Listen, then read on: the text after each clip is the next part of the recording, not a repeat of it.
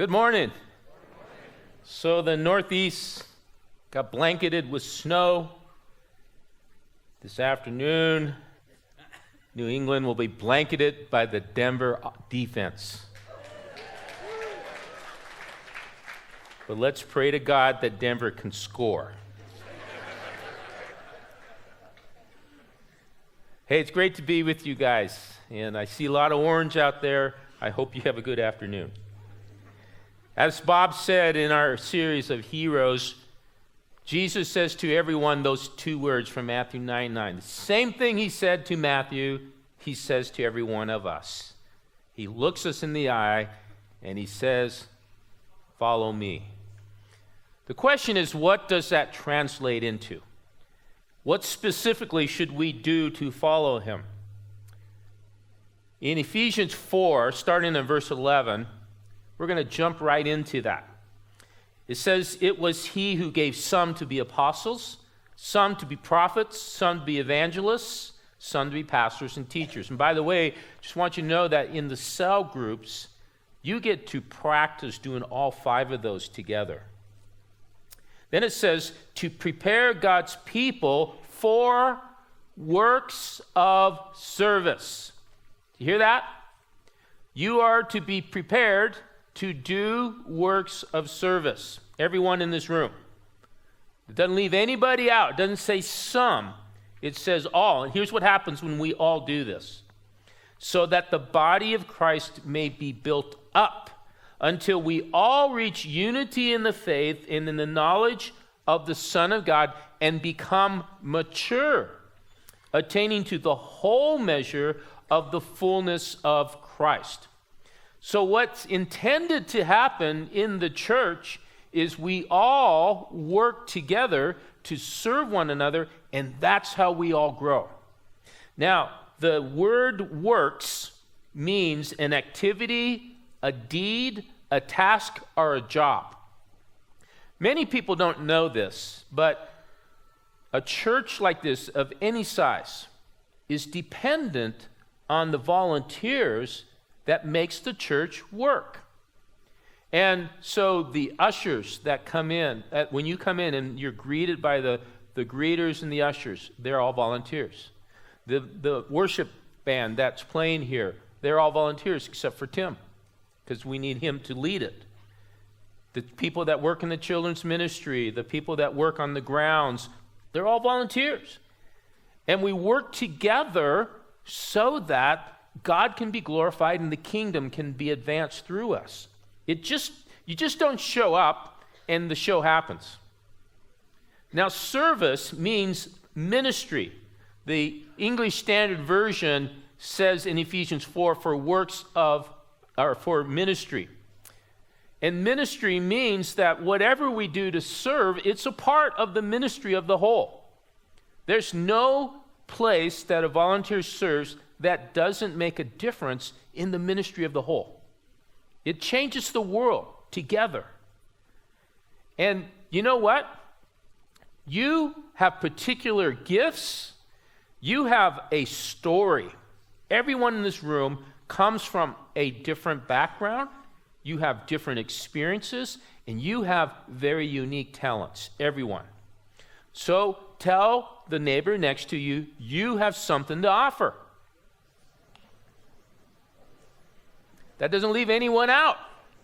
But here's what happens. When we choose not to serve, we're robbing ourselves of the blessing of serving, but we're robbing each other. Okay? Oscar Wilde said, "Be yourself. Everyone else is taken." I love that. And what I appreciate is each of you have amazing things to bring to the table. It's just we have to step up. We got to step up to the plate. We got to swing the bat. You know, in my own journey of volunteering, I wasn't always doing what I'm doing here. And from the very beginning, when I became a Christian in 1973, I started volunteering in Young Life.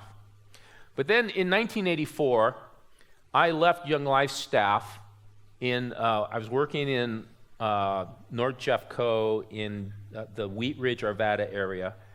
And I was a broken man because I came, and it was kind of like Kirk saved the Titanic from sinking. And so I came in with all these grandiose ideas and all these dreams, and the ministry just kept going down. I couldn't turn it around. So after 2 years of that, I left Young Life staff. I was broken. I was defeated. I was disillusioned. I was burned out. I'm sure none of you have ever been there. And so what does a broken, disillusioned, burned out guy do? You go to Denver Seminary. So as I'm in seminary, I'm just like, God, I don't know who you are. I don't know why I'm here. Why am I studying this stuff? Because, Lord, you obviously don't want to use me anymore. And so I had a guy that is still one of my best friends today. His name is Dave Jones. And Dave at that time was working for Youth for Christ, working as a chaplain at Lookout Mountain School for Boys in Golden. It's a prison for adolescents. So he says, hey, Yamo, we were having breakfast one day, and he goes, hey, why don't you come in and do church service once a month at Lookout? I go, I've never done that, Dave. He goes, oh, gosh, you can do that in your sleep, Yamo. I said, okay, I'll come try it out.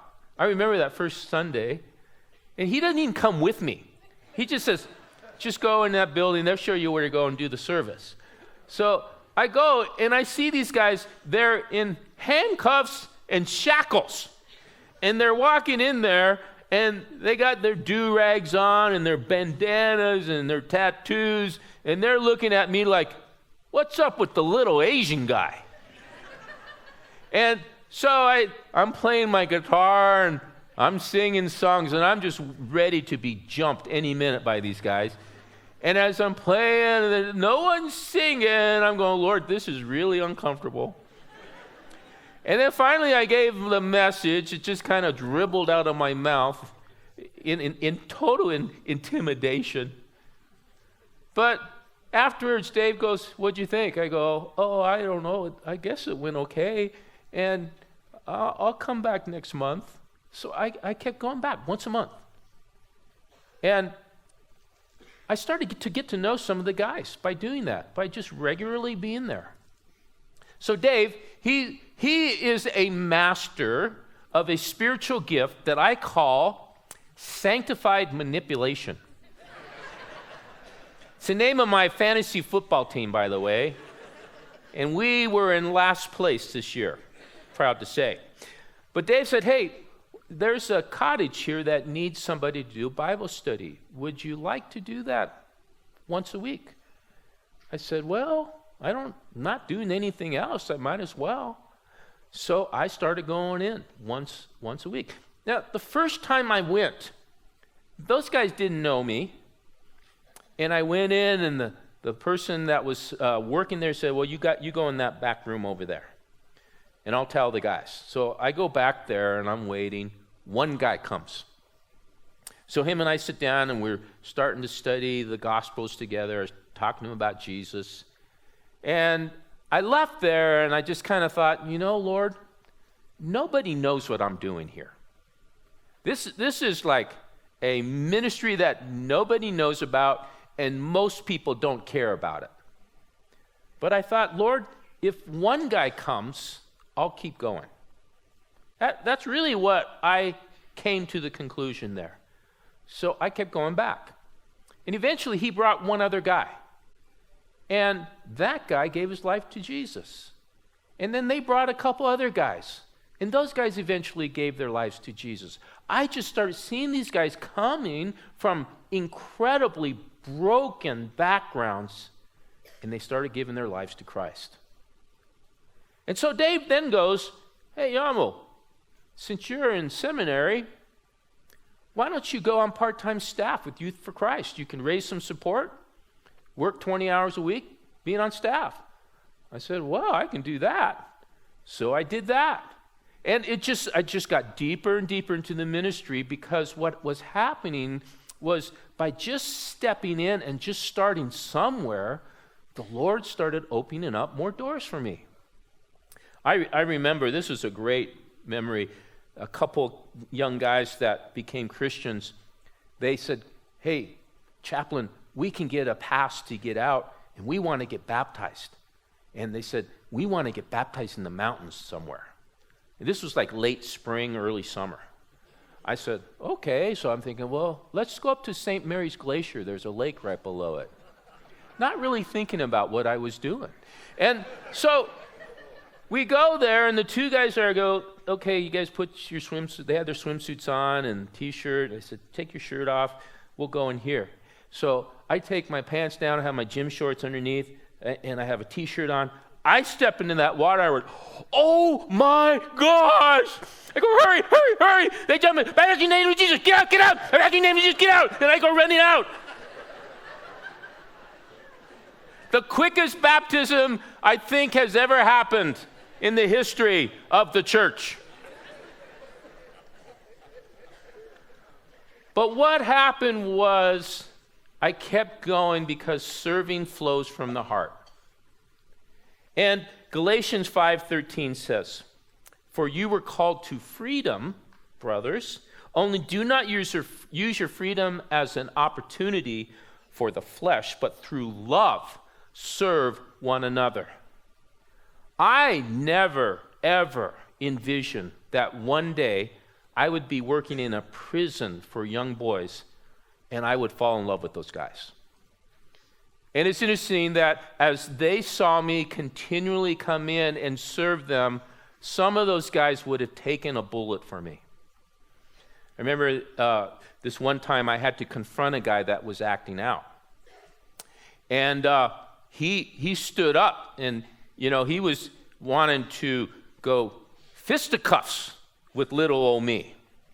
And all of a sudden I feel this breathing on the back of my neck, and I turn around and there's like 7 of these guys. They were in a semicircle behind me looking at this guy, and they said, whoever messes with the chaplain messes with us. And I went, oh, thank you, Jesus. I never would have expected that God would give me such a heart for those guys. It was an amazing time. Oswald Chambers, in his book, his devotional, My Utmost for His Highest, he said, service is what I bring to the relationship and is the reflection of my identification with the nature of God. Service becomes a natural part of my life.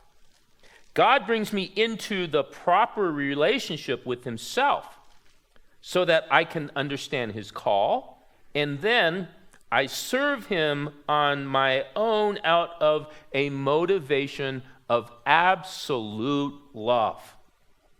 That's what happens. When you begin to step out and start serving, you start experiencing a love for those that you're serving that you never experienced before. And what it is you're being a conduit of God's love flowing through you to those that you're serving. And here's what I've experienced in my life is serving opens the door for more opportunities for serving. I believe in the parable that Jesus said that if you are faithful with a little, he'll give you more, with the parable of the talents. And I have experienced this fully in my life. And 1 Peter 4:10 says, as each has received a gift, use it to serve one another as good stewards of God's varied grace. So he sometimes just gives us a little grace to just start somewhere. But once we do that, he may give you more grace to serve in a greater capacity and then a greater capacity. It says, whoever speaks as one who speaks oracles of God, meaning some are called to teach or preach, not all. And he says, whoever serves or ministers as one who serves by the strength that God supplies, in order that in everything God may be glorified through Jesus Christ.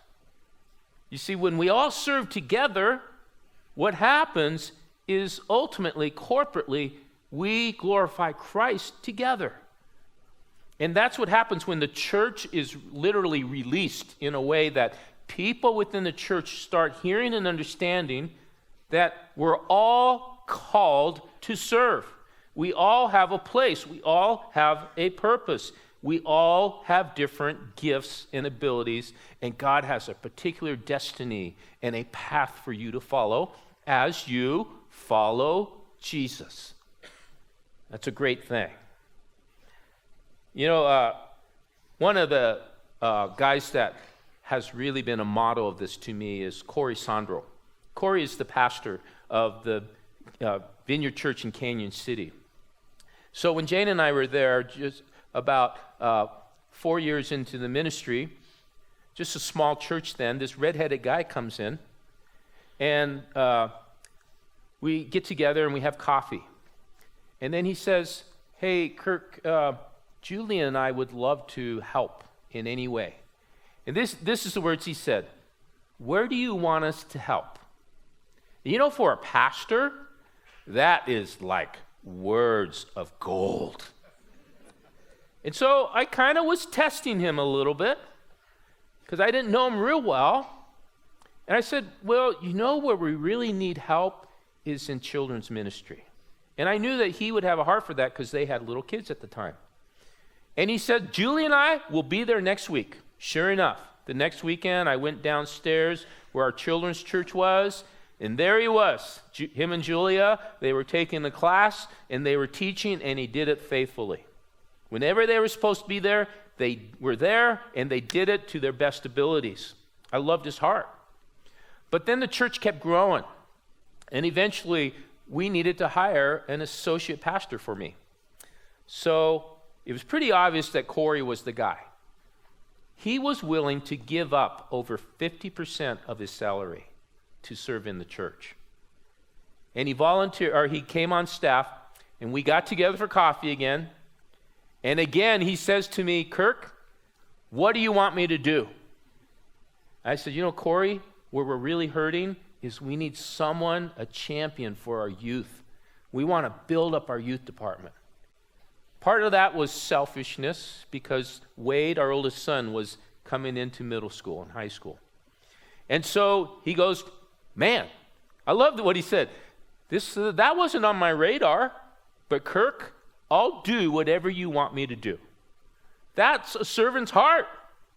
And so he started working with the youth. That youth department just grew and blew up. And then eventually, when it was time for Jane and I to come here, we knew that Corey would not only be able to step in to be senior pastor there, but we knew he would take it far beyond what we ever could. And that's exactly what has happened. But it started with a servant heart in Corey, willing to do whatever the Lord asked him to do. I think if we all had that attitude, man, literally, and I say this with all sincerity, this church could change the world together. Do you guys want to do that? And the great thing about this is the reality, the message is, this church is not about us.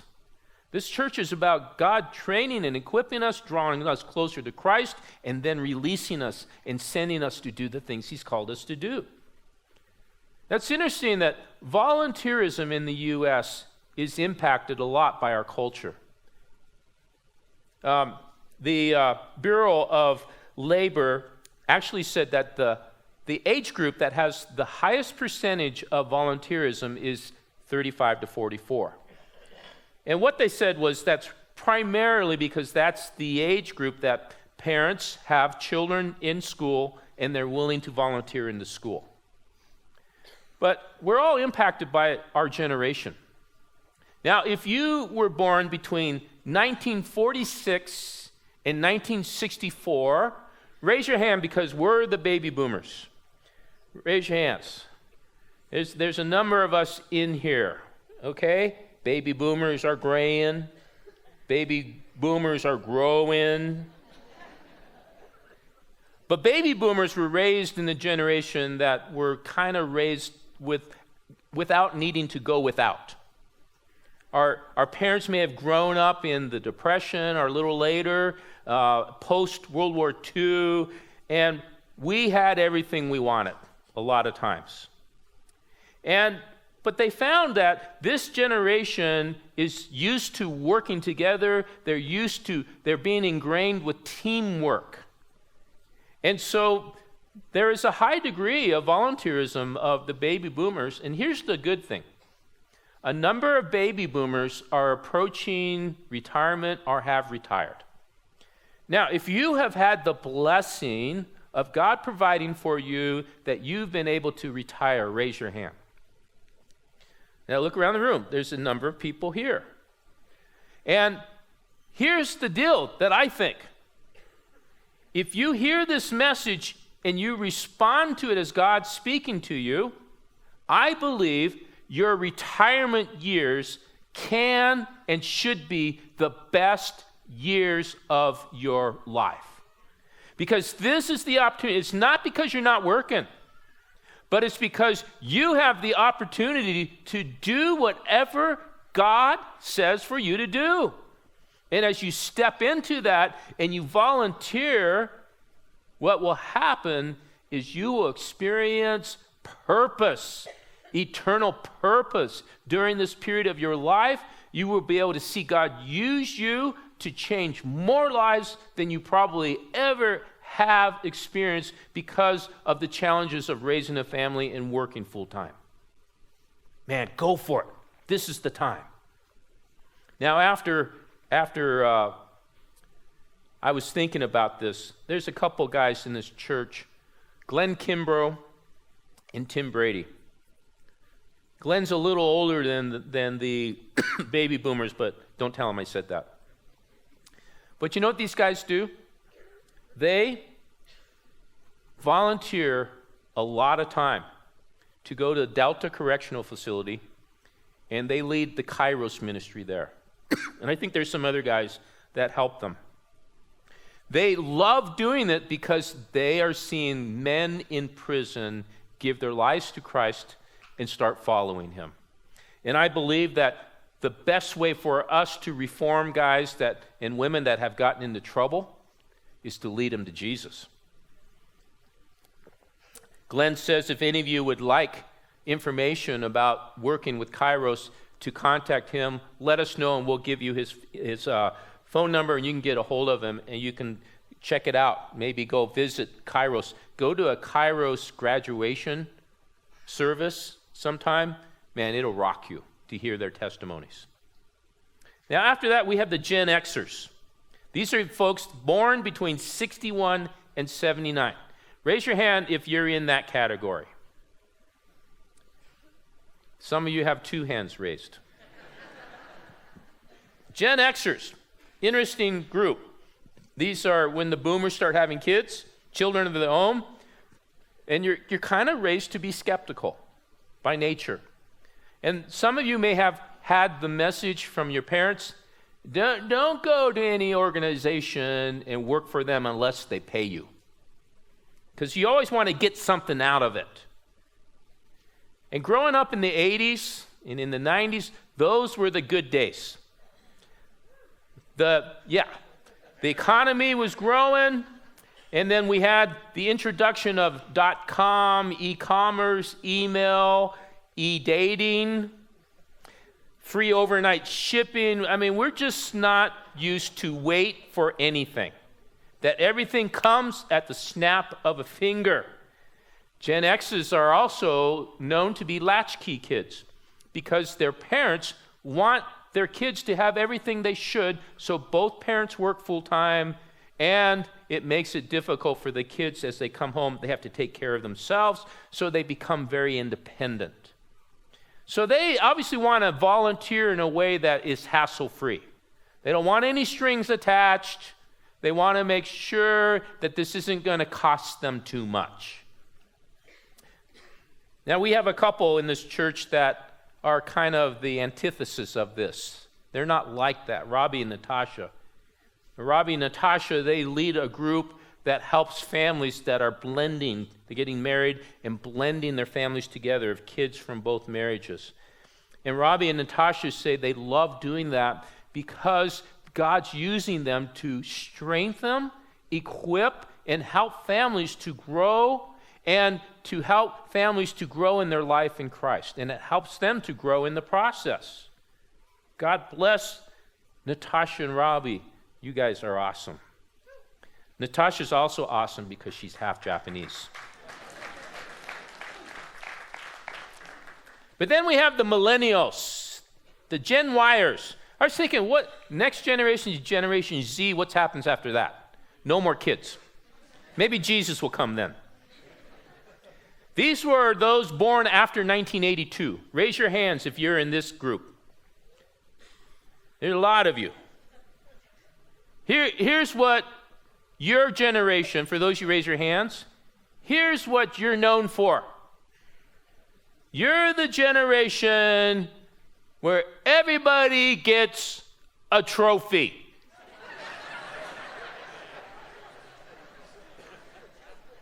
I don't get it. You show up to a soccer game, you lose 55-0, and you get a trophy for showing up. You stink at You stink at soccer, but you get a trophy. I don't get it. Why is that? That's the craziest thing I ever seen. We're messing our kids up. And they say it's because parents of this generation were helicopter parents. We hover over our kids. We do anything in our power to make sure they don't suffer in any way. We don't want them to experience frustration. We don't want them to experience rejection. We don't want them to experience being a loser in soccer. So everybody gets a trophy. Kids in this generation think that it's all about me because their parents give them everything and do everything for them. This is a generation that is the least equipped to step out into the adult world and be able to become adults and actually do something like get a job. And once we get a job, we're there 1 week and we're knocking at the manager's door and say, do I get a raise now? How many of you have managed a business where you have Generation Yers or millennials working under you? You know what I'm talking about? But what they found of this generation is they want to change the world. And they want to change the world together. They call this volunteering in the packs. And so what we've seen really is our Thanksgiving food outreach where people can come together and they can volunteer together to do something that has such incredible impact as that. They love it. But very few will actually step in and do something alone. I actually was at the hospital this last week and visiting somebody, and Erica Gonzalez is a radiologist. She came in with a guy she's training. His name's Matthew. And he goes, oh, hi, Pastor Kirk. And I went, hi. I didn't know who he was. And he goes, well, I volunteer in children's ministry. He's probably in college. I mean, he is in college. I go, really? He goes, I've been doing it since 10th grade. I said, that's awesome. I love that. I said, why do you keep doing it? And he says, I have grown to love the kids. And when I teach them, I learn in the process. I love hearing stories like that because that's what happens. And we don't grow in those particular ways until we actually step out to volunteer. But we got to start somewhere, don't we? It starts with serving one step at a time. I had a dinner on Thursday night with the folks that are pastoring or leading a few of our campuses. So we had Sarah and Andy Walgren leading our Kimwood campus. We had Dave leading our Racket Club. And then we had Dave that leads Kimwood. We had Josh Norton that leads the Atrium ministry with the seniors. And we also had the Gonzaleses that are pastoring La Viña that meets on Sunday nights in the chapel. Every one of them, because I asked their story, how did you get into doing what you do? Every one of them said, I just started volunteering. I just started showing up. It's what Yogi Berra says. Half of life is just showing up, right? And as they kept going on a regular basis and serve wherever there was a need, what happens was someone eventually said, hey, would you like to share the message this week? And they did that. And even though they were very green in doing it, they started doing it more, and they're growing and they're learning. They're becoming better at doing it. But what every one of them said, in spite of the challenges of what they're doing, they have grown to love the people that they serve. I love Josh and Denise Norton. They just love the folks at the atrium. They feel called to that. And they actually have 3 other people that are going to help them now. But it started with them just stepping out, one step at a time, and then the Lord opens up the doors for us. And so what does the Lord have for you? That's the big question. Where can you start? Before this service, I met in the fellowship hall with those on our connection team. These are our ushers, our greeters, the information desk folks, wonderful people. And here's what I told them, and I mean this with all sincerity. I said, without you guys, this church wouldn't be what it is. Because when people walk through the doors of Canyon View, they're the first face. They're the first contact.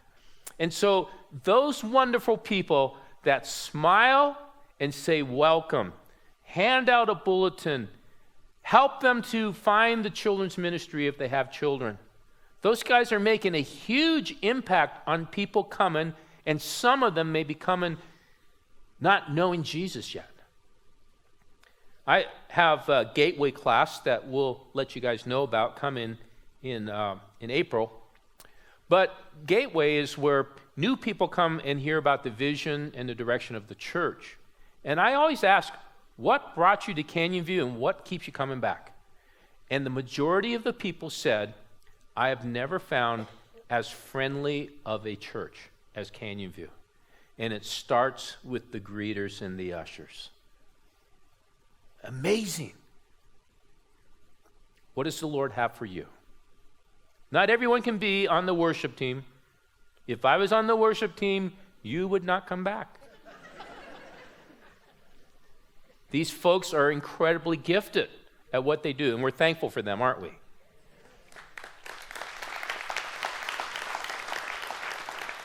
And with that, I'm going to ask the worship team to please come forward. So how do you start? We have a few simple steps for you to help you to start. The first thing we have is we have an amazing pastor here, Pastor Kathy Boyce.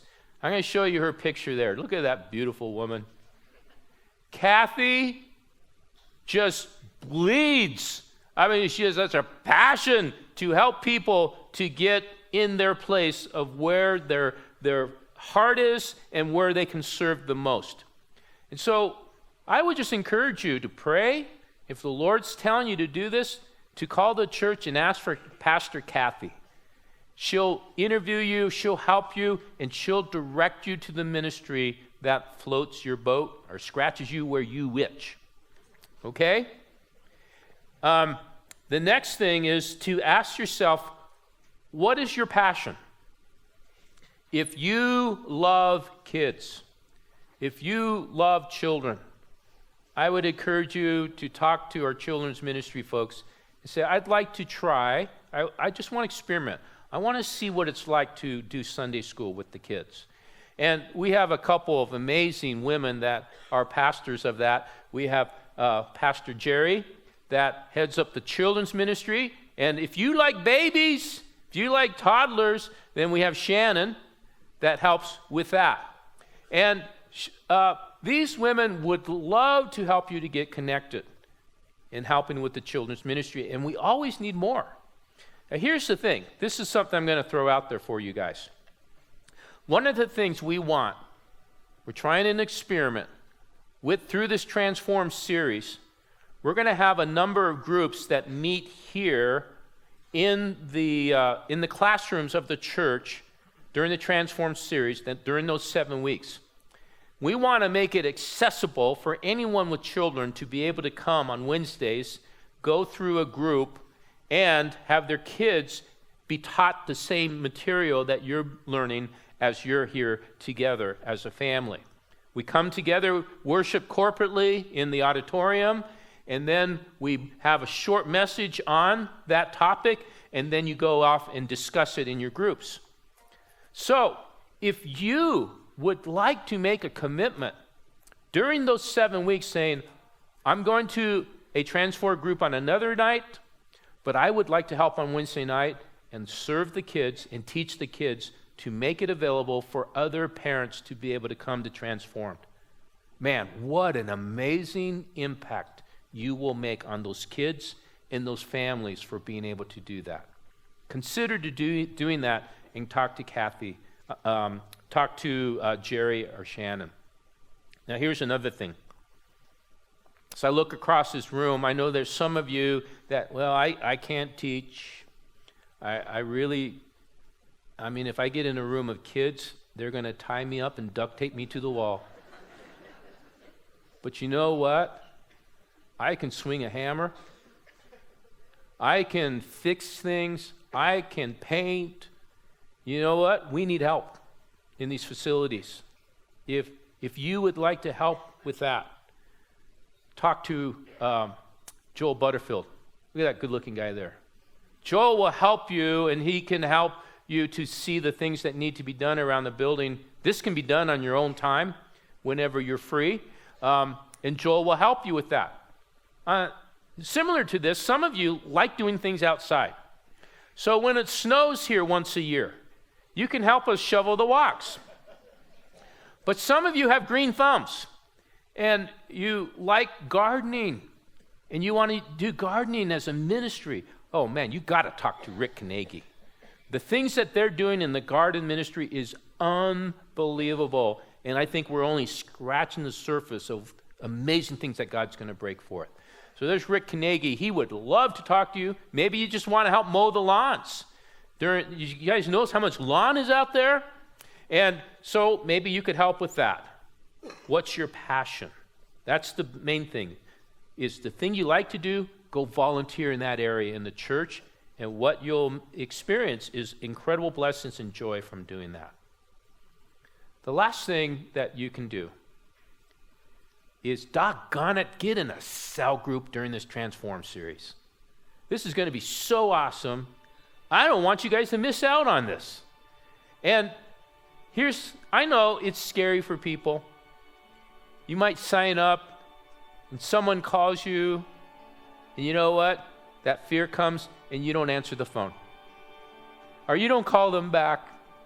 Call them back, please. Go try their cell group. They're nice people. And here's what will happen, is you will learn to grow together. You will learn to experience community that you didn't know was there. You'll develop relationships with people you will grow to know and love. And you'll grow in your relationship with Christ in the process. And your gifts and abilities will be used by God to touch their lives. So take that card. Go into the lobby. Pick the night that works for you. Put it in the basket. Wait for that call. And when you get that call, respond to it right away and show up when we start this Transform series. It's going to be great. We have the books in the bookstore. They're $10 a piece, $10.75. If you can't afford it, we'll give you one. Okay? And if you have resources and you'd like to give extra so that we can give more away, we welcome that as well. Please check out the bookstore, all right? This is going to be awesome. I haven't been this excited for a series in years as we are with this Transform series. I don't want you to miss it. So let's stand. Let's pray. Lord, Thank you for your challenge. Thank you that you call us to serve together. And Lord, I pray that you would use all of us together to transform our lives, to transform the Grand Valley, and Lord, to change the world together with your love. And all God's people said, amen. Let's worship him in that same attitude.